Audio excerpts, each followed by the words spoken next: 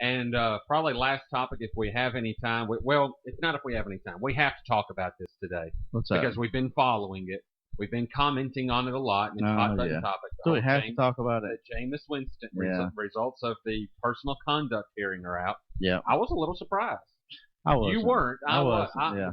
I think we both thought the same thing was going to happen in the end. Yeah. But we thought it was going to get there along a different route. Yeah, a different route to get there. It did come out. But I'm going to make a bold prediction based on this result. I'm going to make a bold prediction that I've not heard anybody else make. I'm going to link two stories together that seemingly have nothing in common, but I believe have a lot in common and point to something happening that no one else sees. Oh, look at you! So there's a teaser. Look at you being a teaser now. Hey, I'm learning from the master over there. But I'm going to connect some dots. Ooh. And see if once I connect these dots, if you and our listeners come to the same conclusion that I do. So I'm already excited to hear it myself. I'm in the booth. His tail's wagging over there. Yeah, exactly. But tell me now. That's where we plan to go. So stick along, go for the ride. I think you'll enjoy the journey. You're listening to Roughing the Microphone on WQKR. We'll be back in a few minutes. So where do you want to go? I'm excited to hear this Winston stuff. Okay, Winston stuff. Yeah, well, I mean, you teased it out there, and I'm wanting to know. If we're going to talk about Jameis Winston, we have to debut. Especially when you talked about it over the off the air, you kind of give me something to think about. We have to debut our new theme music. Oh, do you have it loaded up? I do. Oh, yes. So whenever we're actually using it a way we don't normally use it. But I want the people to hear it. I want our listeners to enjoy it.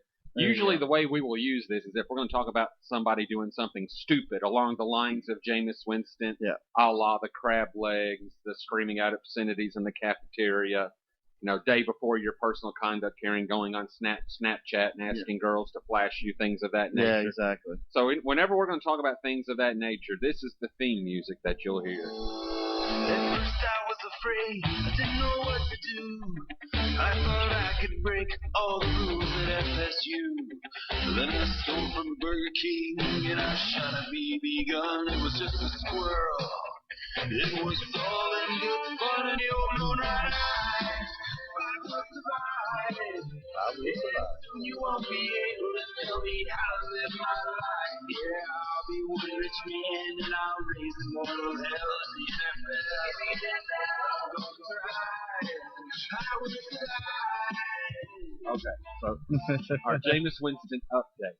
Jameis Winston report. So there was a story that came out a few days ago. Let me look at this. This was on December the 19th is when this story came out.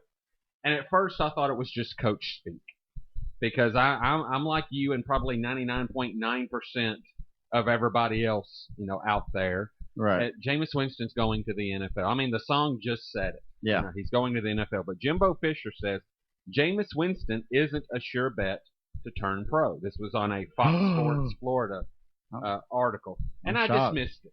I read it just because I'm always looking for some reason to talk about Jameis Winston. And we had the new theme music by that point. And I'm like, hey, maybe I can give me an excuse to play the music.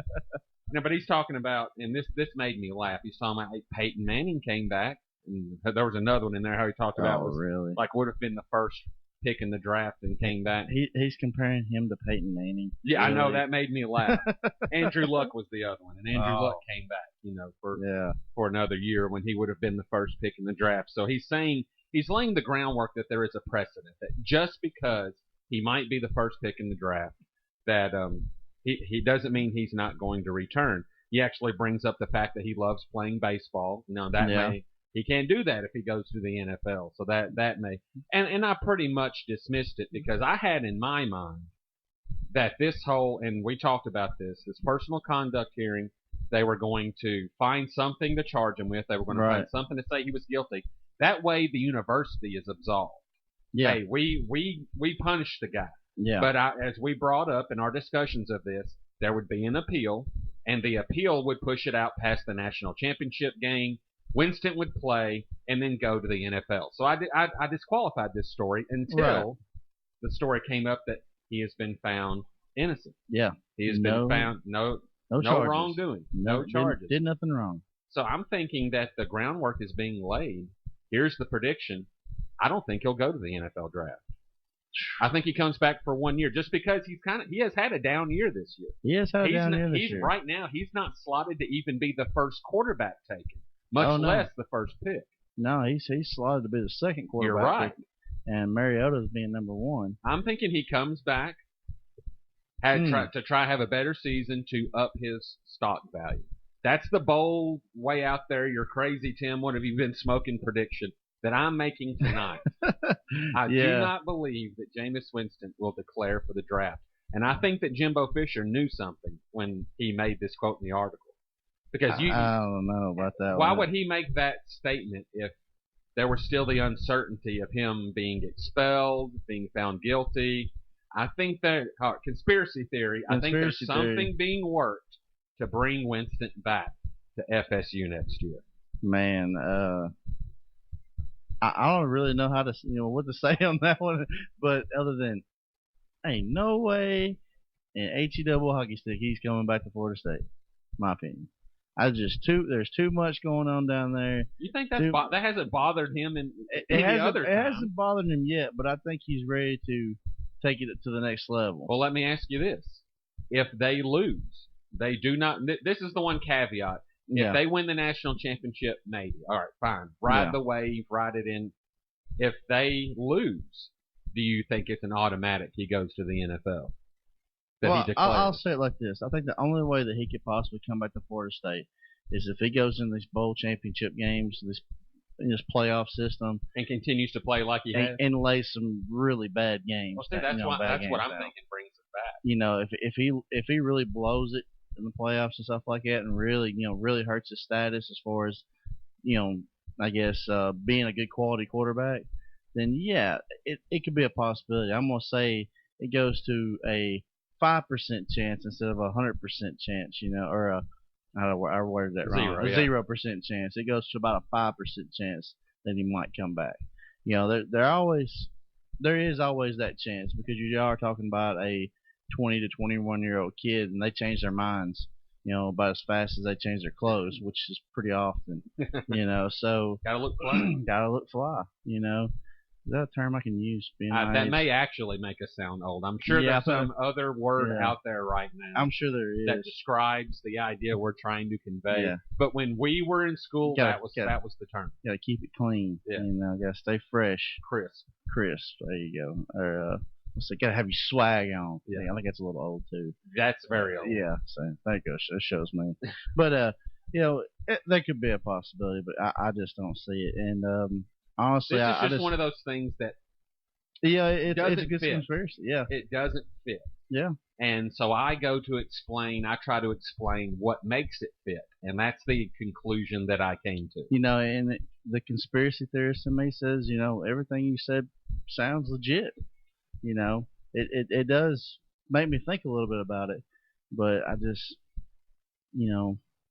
don't see it happening. 3 days before the decision comes out, Jimbo Fisher saying, "Oh, he's not a done deal to declare." Not a done deal. So that's what got my mind into conspiracy theory mode. Yeah, it's a possibility.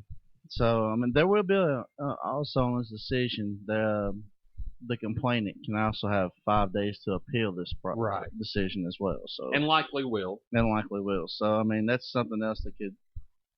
Hang over his head a little bit more. Right, because I'm sure, well, I won't say I'm sure, but if they've gone this far, I would think that they're going to have some type of civil suit where they sue Jameis Winston. Did you, reading this article and stuff about the decision, did you know there was over 1,000 pages of evidence? I read that, case? Yeah.